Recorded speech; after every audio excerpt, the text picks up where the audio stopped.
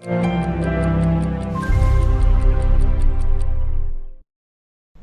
right, a couple of things. I know the defense was in the process, I think, of making expressing a concern or an objection to counsel's argument belittling the defense. Is that what I correctly perceived that objection? I think we dealt with it sufficiently during the objections during the rebuttal. So there will be no additional instruction in that regard. I do believe that it constitutes prosecutorial misconduct and is potentially basis for grounds for a mistrial.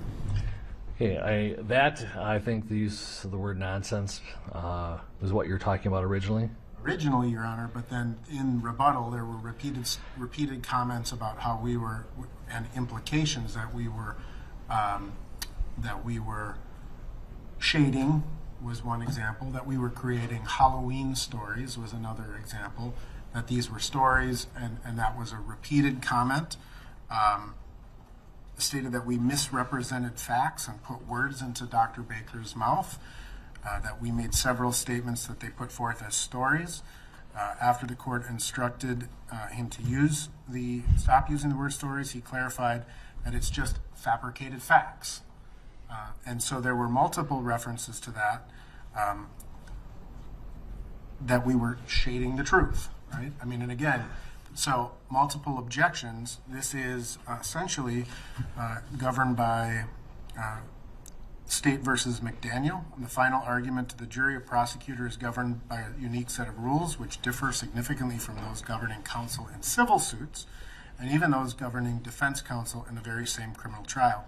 These special rules follow directly from the prosecutor's inherently unique role in the criminal justice system, which mandates that the prosecutor not act as a zealous advocate for criminal punishment, but as the representative of the people in an effort to seek justice.